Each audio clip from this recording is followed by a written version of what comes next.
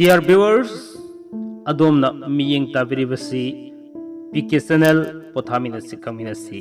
channel asina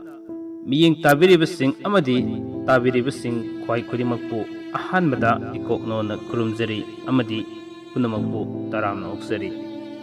channel asina paringnaina sandokjariba sambruna kari hairi haibasigi ahum suba tangkak miyamda khudol tamjage ngasigi ahum suba tangkakta mapung oina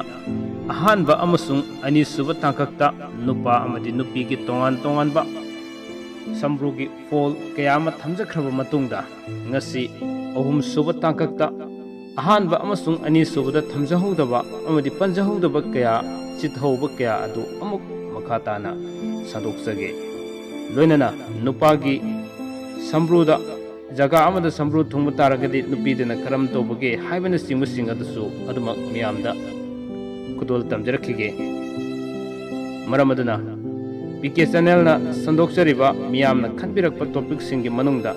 sambrugi matangda thagasaribasi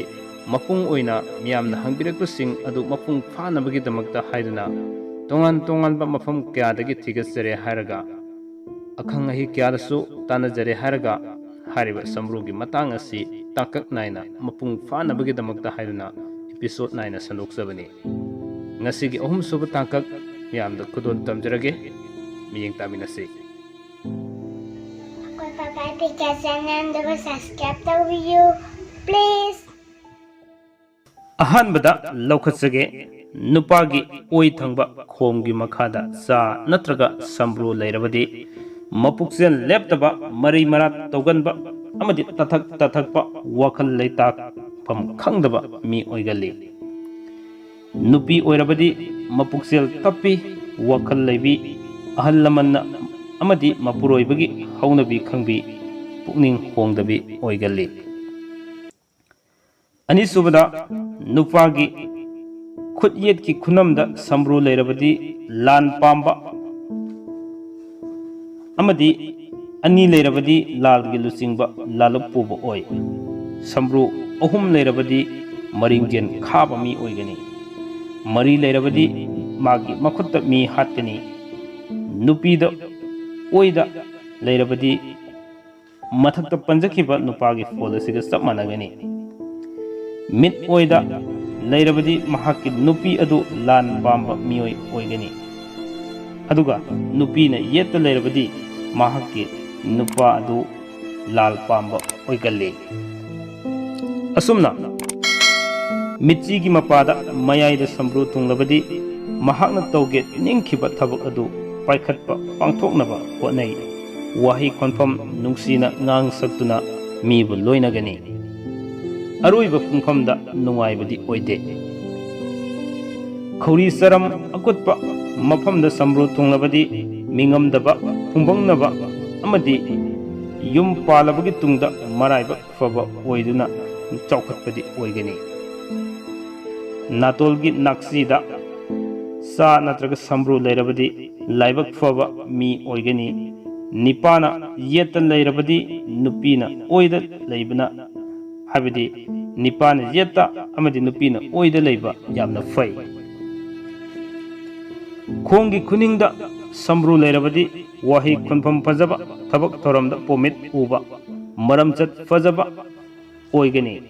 nipana yeta thonglabadi nupigi fijet pambi nupi gumba sajat pami asumna nipagi yet thangba fairuda sambru thonglabadi senthum masana tanjaba ngami hena tansinduna paibagi wakhandi leite yumbalba matungda nungaigani nupidana oida leirabadi fallasi hariba mathakta panjakhiba fallasiga sapmanagani haibadi yumbalaba matungda nungaigani haibani nipagi oi thangba fairuda sambru leirabadi chiraba kanda marup mapang leite mari matana yeknai natragana lamchat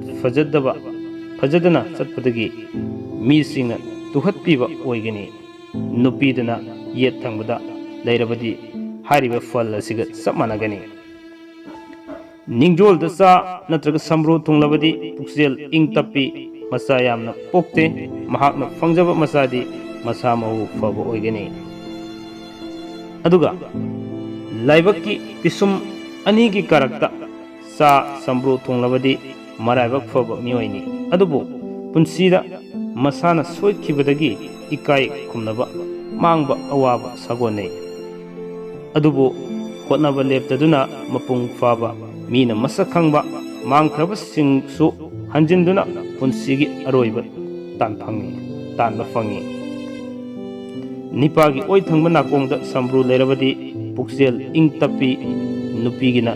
येता लेरबदी मसिगी fall असिगा चप मानगनी असुमना खदांग ओइरोम थंगबदा सम्ब्रू थुंगलबदी असौ असांगना चाली इखंग खंगौदना मियामना इकाई खुमनबा fungi मिंगसत फंगनी याइफबी ओइगनी नुपीगिना येलोमदा थुंगलबदी फल असिगा चप मानगनी सम्ब्रूना मिटकी P ताफमदा चप चाना थुंगलबदी महाकी नुंगसिजबी मचा मसू गिदमक यामना निंगमदबगा लोइनना कायना खिदुना थमोई हगहौबा चैना फंगदुना महाकिदमक तेंथा नवैनबगी चैना पुंसीदा इखंग खंगौदना फंगनी खुबी गी मरुगी अतोंगबा खुजेंगी मफमदा चा नत्रगा सम्ब्रू थुंगलबदी हक्सांगी फंबी फै तिनचेल लाइसेंदबा हक्सांगबो ngaktuna thamningba taruba मीना चाली लोनना तिनरुबा मी क्यागसु महाकु लुनु जाना तौगनी खुपाकी अतोंगबा खुनौबिगी मपा खुजेंग ताइनबा मफमदा चा नत्रगा सम्ब्रू थुंगलबदी इपोत पोथादना लमचतपा जगोई इसैदा थवाई यावबा इबा खोटबगी पुकनिंग सिंगसिनबा हाइबगी महै पीगनी असुमना निपाना मित येत थंगबा पी ताफमदा सम्ब्रू थुंगलबदी पुंसीगी तांगफम अमदा महाकी इमुंग मनुंगी थौदोकता अवा तेंथा नवोइनबा फंगनी नुपीना ओइ थंगबा नाकलदा थुंगलबदी हारिबा फॉल असिगा चप मानगनी मथंगदा नुपीना येत थंगबा पी ताफमदा सम्ब्रू थुंगलबदी महाकी लैगदोरिबा निपागी मरीदगी तेंथा नवोइबा फंगली निपागिना ओइदा थुंगलबदी नुपीगी मरमदगी हारिबा फॉल असिगा चप मानगनी निपागी येत थंगबा खुनिंगथौ दा सम्ब्रू थुंगलबदी थबक पांथोकपा खंगौदना मिंगसत फंगबा लन तुम महै मसिंग मरौसिंग सौखतपा मीना इकाई खुमनबा फंगनी अदुगा नुपीदा ओरगना ओइ थंगबदा थुंगलबदी फॉल असिगा चप मानगनी असुमना निपागी येत थंगबा खुनौबीदा सम्ब्रू थुंगलबदी ललोन इतिककी अमदी अंक होटपा पंजीन चिंगबा थबक माइबगी कांगलोन ग्रहगी खोंचत पाबना चिंगबा मियोइबसिंगी मफमदा खुदम असि लैगली लम चतलबदी मीना मसक खंगनी नुपीगिना ओइदा थुंगलबदी हारिबा फॉल असिगा चप मानगनी निपागी खुजाइदा सम्ब्रू थुंगलबदी थबक थोरम तौबदा ओइजबा थी लाइबु यामना थाजना निंगनी तौसिनदुना ओना तैनबा उहनबा ngami वा ngang थबक पाइखतगनी माइबगी थबक थोरम तौबा पामगनी नुपीना ओइदा मथकी फल असिगा चप मानगनी हाबदी नुपीगिना ओइदा लेबा तारगदी हारिबा फॉल असिगा चप मानगनी निपागी खुबीदा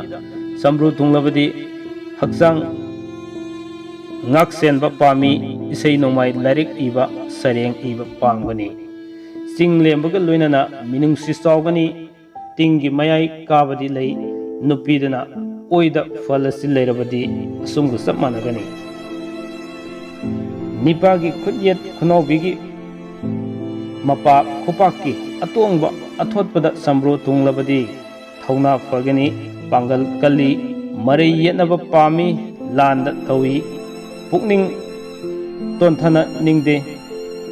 तोंथानिंगदे नुपीगिना ओइदा लेरबदी हारिबा फॉल असिगा चप मानगनी निपागी खुजेंगा ताइनबा खुपाकी अतोंगबा खुनौबी मपादा सम्ब्रू तुंगलबदी नुंसी वखलदा ngaujaba अके अमौ पुकनिंग संगबा अके अमौदा पुकनिंग संगबा isai nongmai pangwanba oigani ching lemba wakhalgi dolan saba wakhalda tawgani nupida organa oida leirabadi hariba fol asiga sab managani nipagi jet ki khujeng ga tainaba khubirom thangba khubaki atongba mafamda sambru thunglabadi hakchang noi penba nungaiba thawjal haiba pigani ining khoningba pigani jagoi isai pangani nupida organa hariba fol asi oida leiraba taragadi sab managani asumna nipagi khudol biga khubigi karak khubigi satharakpa atongba khubaki mafamda sambru thunglabadi wakal man mamba pot manghanba sauganba pigani magi kanabadi thigali nupida organa oida leiragadi hariba fol asiga sab managani aroibada khori saramgi akutpa mapa sapchana sambru thunglabadi madugi pareng mapa chana amagasu thunglaba miyoi adu punsi tengali minadi nungsiba mitani asumna ngasigi ohum suba tangkak asi matang aswaida tension jage mathangi mari suba tangkak su leijari maram aduna mathangi tangkak su anumak ngaibiyu amadi walhoriba aina panjabada habedi ahan ba tangkak tagina ahum suba tangkak asi pawda panbadi yahudaba sing adu mari suba tangkak su adumak yawyarkhini maram aduna mathangi episode adumak ngaiminarasi ngasigi dongtadi pothaminasi khaminasi bu yeng tabiri basing amadi tabiri basing khwai krimakna ngamkhaletena thagasjabaga loinana PK channel gi maikei dagi punamakpu khurumjari kanglai pakna yai fare